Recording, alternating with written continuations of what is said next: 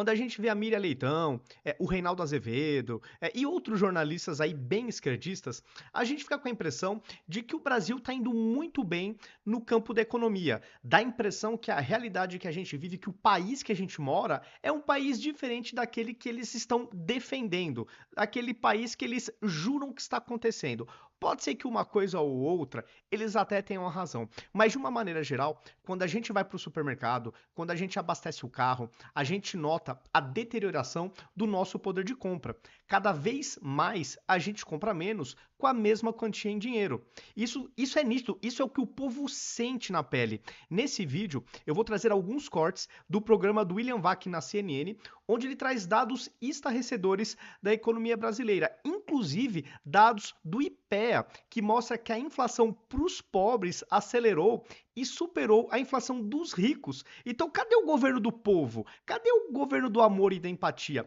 Essa é a dura realidade. E também vou mostrar um corte do Caio Coppola mostrando o Brasil que o Lula herdou de Bolsonaro e o país que o Lula está nos entregando. Então, isso aqui é para bater um pouco de frente com aquela visão ultra mega otimista do governo Lula para pessoas como Miriam Leitão, Reinaldo Azevedo e outros. É sobre isso que eu vou tratar no vídeo de hoje.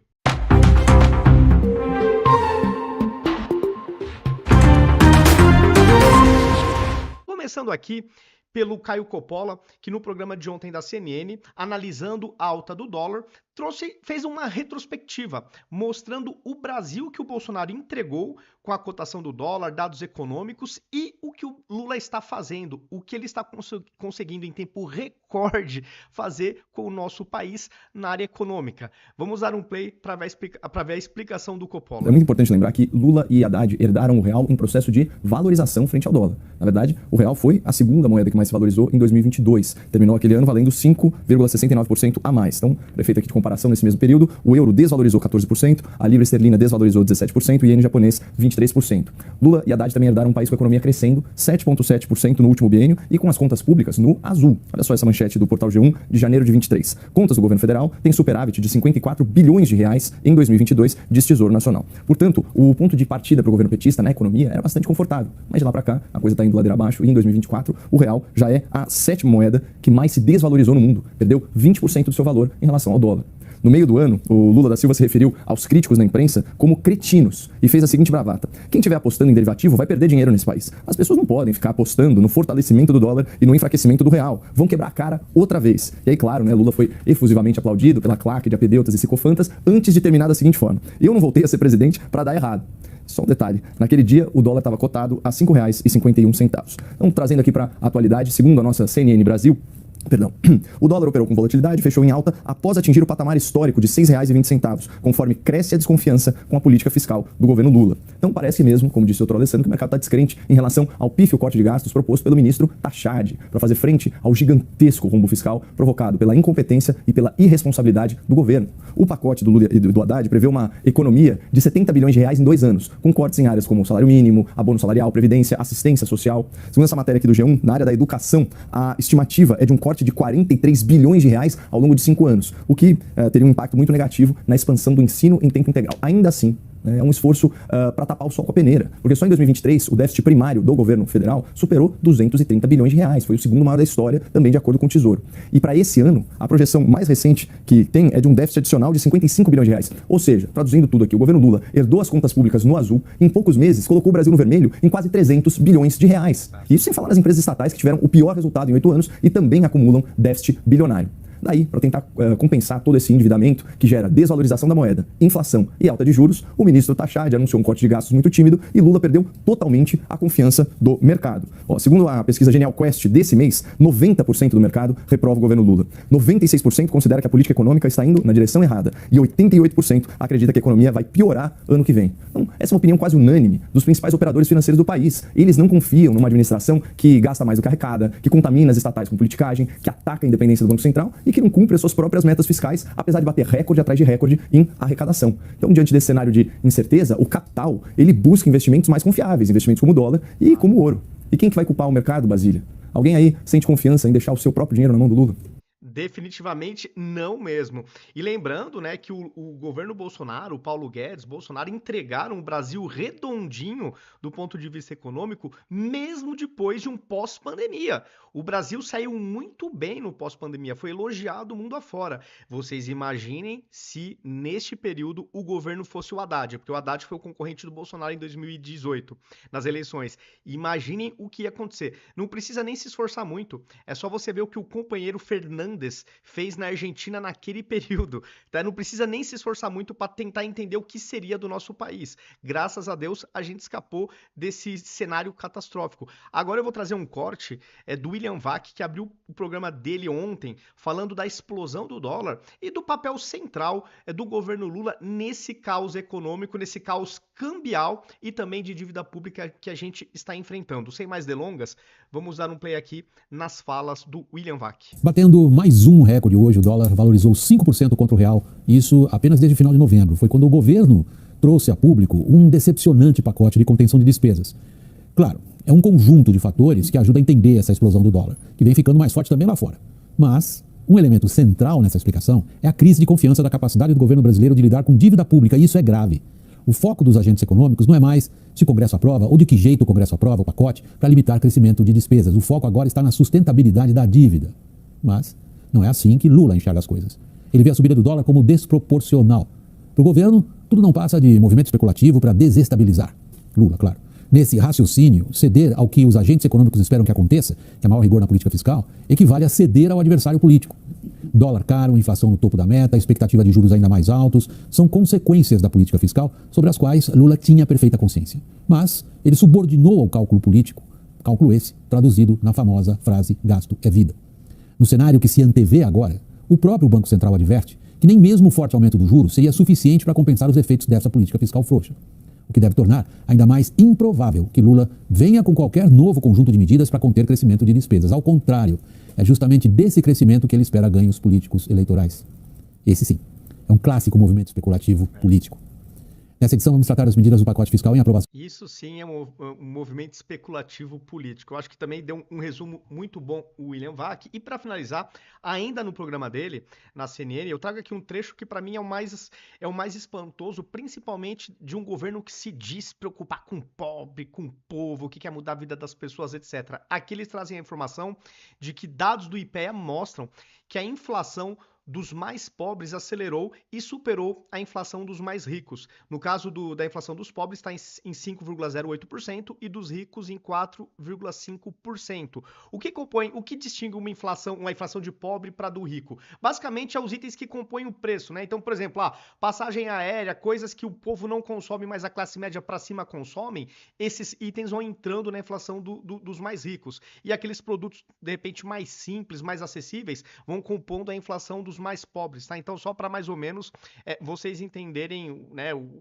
como eles dividem esses dois tipos de inflação. Pelo que eu entendi, é pela composição dos preços e dos produtos que compõem cada uma dessas caixinhas, vamos chamar assim, do mais pobre e do mais rico, tá? Esse foi o entendimento que eu tive. Vou dar aqui um play para vocês verem este dado estarrecedor. Um dos indicadores dessa piora é a inflação, que está acima da meta definida pelo governo. Dados do Instituto de Pesquisa Econômica Aplicada, o IPEA, mostram que a composição da alta dos preços mudou nos últimos meses.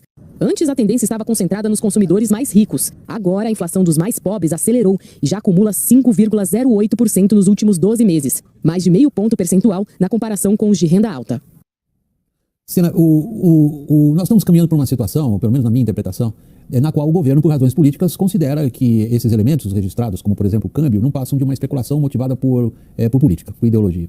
E aposta que colherá resultados político-eleitorais justamente na capacidade de manter, expandindo gastos públicos, especificamente previdência e uma série de benefícios sociais, além de facilitar o crédito. Para que situação nós estamos caminhando, Sena?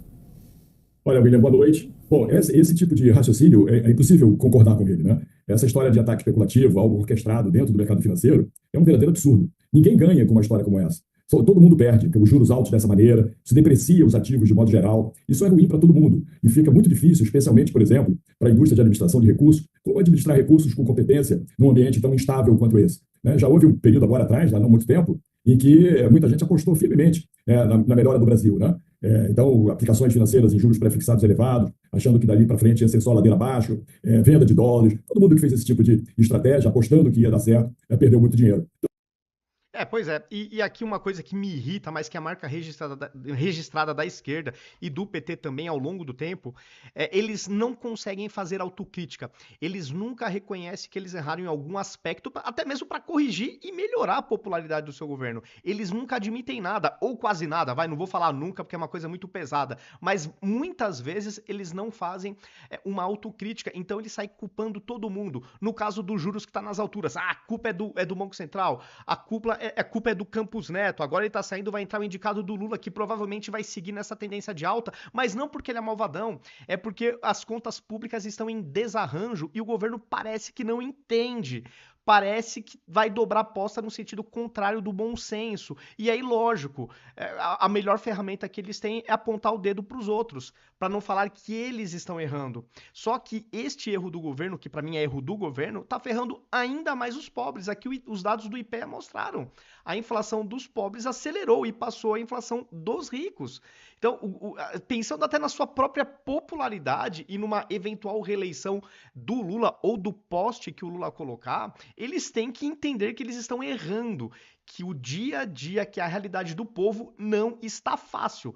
Mesmo que a gente veja de vez em quando uma Miriam Leitão, um Reinaldo Azevedo, outros jornalistas aí bem esquerdistas tentando passar o pano e maquiar uma realidade que em princípio seria linda, maravilhosa, mas não é o que a gente sente no dia a dia quando está no supermercado, quando vai abastecer um carro, quando vai viajar, enfim.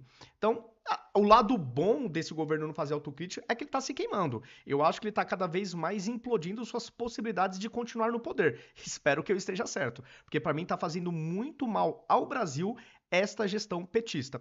Comparem, por exemplo, com a Argentina, que antes do Milei tinha um governo de esquerda, estava se aprofundando no buraco. O Milei já está tirando a Argentina do buraco. E o Brasil, de forma previsível com o governo esquerdista, estava fora do buraco com o Bolsonaro, que saiu muito bem no pós-pandemia, entrou o Lula, e do ponto de vista econômico, estamos entrando num caos, mergulhando para o buraco. A Argentina sai, o Brasil entra. A diferença entre os dois países, a Argentina saiu de um governo de esquerda, foi para um governo de direita. O Brasil saiu de um governo de direita, foi para um governo de esquerda. Porque, para mim, tá, no meu ponto de vista, a economia é a área mais importante de um país. Se ela vai bem, o povo prospera, o povo tem emprego, tem poder de compra, tudo vai bem, maravilhoso. Para mim, tudo depende de economia. Governos de direita, no meu ponto de vista, tendem a fazer economias prosperarem. Governos de esquerda, com ideias equivocadas, tendem a fazer a economia de seus países piorarem. Esse é o meu ponto de vista. Então, se você também entende que economia é uma das principais áreas de um governo, porque a partir dela tudo deriva, coisas boas e coisas ruins, então, se você ainda volta na esquerda, comece a refletir. Talvez não seja um bom negócio. É isso.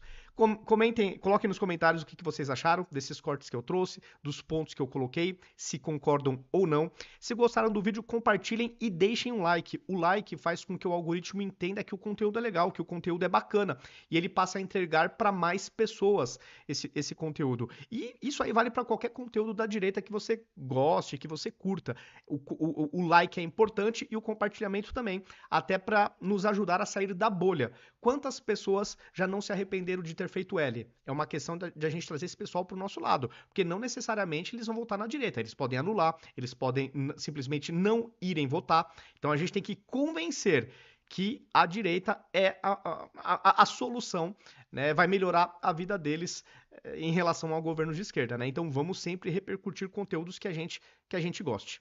Também os convido a me seguir em todas as redes sociais. Em todas elas eu estou como @ViniciusCFP82. Aqui em cima em vermelhinho tá o meu username. Em todas as plataformas vocês me encontram desta maneira. Dado o recado, dado o convite, até o próximo vídeo.